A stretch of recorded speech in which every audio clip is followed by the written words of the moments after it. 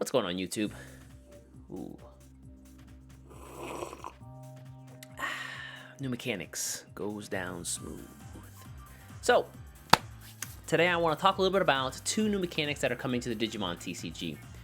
For folks who don't know, in Japan right now, there are, as of the week that this video is being posted, at the end of the week, they're releasing two new starter decks in the form of ST9, which is a blue-green starter deck called Ultimate Ancient Dragons, and ST10, which is a purple-yellow deck called, the translation is kind of rough here, but it's like Warriors from Another World. In the starter decks, as well as some of the cards that are being released for BT8, we've gotten some info about dual color cards as well as Jogress Digivolution. So in this video, I want to take a look and talk about both of those and what they might mean for the future of the game. So let's first talk about dual color cards. So dual color cards are pretty straightforward. Let's imagine you have a Digimon, and on the name part of the card, where the name is, it'll show two specific colors. For example, in the blue-green Ultimate Ancient Dragon starter deck, there'll be a Digimon with like a blue and green on its name bar. For the Warriors from Another World, it'll be yellow and purple at the same time. And again, it's super intuitive. If it's a blue and green Digimon, it counts as a blue Digimon and a green Digimon at the same time. Where things get a little spicy and dicey is when options get involved. So in some of those decks, they have dual color options. Now you might be wondering, well, does that mean if I have a purple card, I can just play the purple-yellow option? Not quite. So here, when you have dual color options, you have to have a card of both colors on the board. So for example, if you play a purple-yellow option, you have to have either a purple-yellow Digimon or a purple Digimon or a yellow Digimon. And this, again, you could swap the Digimon for tamers, it either works. So you have to keep that in mind. Likely that means that these option cards are going to be stronger because the requirement for playing them is a bit stricter than regular options, only requiring one color to be played. So just keep that in mind. So next, let's talk a little bit about Jogress Digivolution. And now this one is probably going to be a bit meatier than dual color cards because there's some explanations here about how effects work and things like that. So for folks who don't know, Jogress Digivolution is kind of like the polymerization of two Digimon, the combining a fusion of two Digimon into one. So let's imagine you have two stacks of Digimon, a blue and a green. They might Jogress Digivolve into a blue-green, or something like a purple and a yellow. And they might Jogress Digivolve into a dual color card that's purple and yellow. Now, all the Jogress cards have a small bit of text at the very top that lets you know what their Jogress costs are. In a lot of cases, these Jogress costs are actually lower than their regular Digivolution costs. So they're really trying to incentivize you to use the Jogress Digivolution here. In addition, you might be wondering, well, how do I take the two stacks and put them together for my Digimon sources? And the way that I've been informed that this works is that you take the stacks and stack them in the order from top to bottom that they're listed on the card.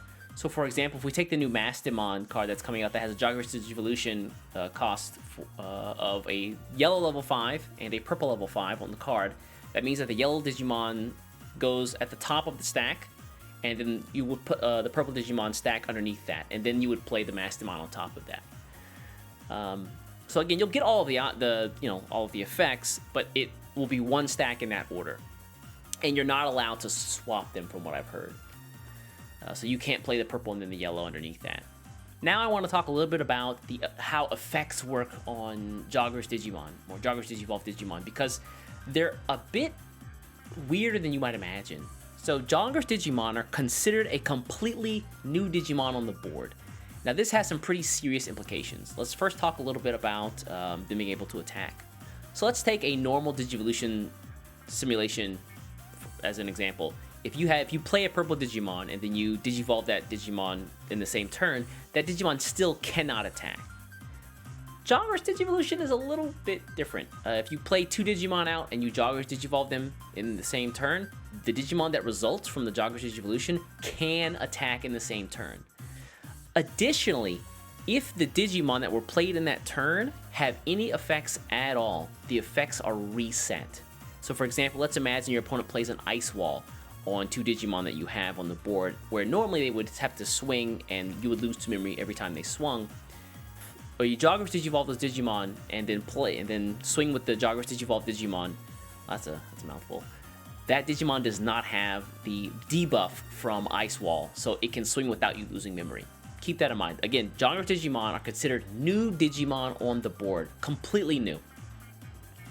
That also has one more implication, and that is all effects of Jogress Digimon are reset. Like, all the effects are reset completely.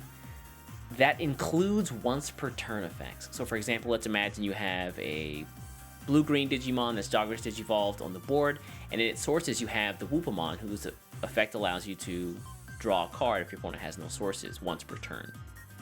And let's imagine that as the blue Digimon, it already swung, but somehow you restood it, you Jogress Digivolved it, and then swung again, you would get that once per turn effect again. So again, when I say all effects are reset, they mean all of them. And again, there's good and there's it's mostly good for this, because that means that you basically, from a Jogress Digivolution, you not only get a stronger Digimon with probably better effects, you can immediately swing with it, as well as you know, all the good effects that you've already used from that Digimon can be used again in the same turn from the inheritance stack. And yeah, that's about it. I don't want to make this one too long, but yeah, just kind of keep your eyes open, your ears open for the new Jogress Digivolution and the dual color cards that are coming out. Again, they're coming out in the JP version of the game, yeah, this week. I would imagine they would be coming out like maybe by the end of the year, over on or maybe the beginning of next year on the English side. But yeah, let me know your thoughts, comments below. Do you like the idea of Jogress Digivolution? I think dual color cards is pretty easy. I think most folks are going to be happy with that.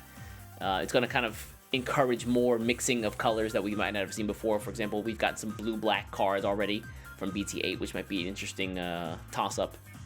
But yeah, let me know what colors you're excited, color mixings you're excited about, and again, what are your thoughts on Jogress Digivolution? Or if I forgot something, please let me know in the comments below. I think I got everything, but you know, you guys are usually smarter than I am, so I'll take your word for it. Anyway, guys, thanks for watching. I'll catch you next time. Bye-bye.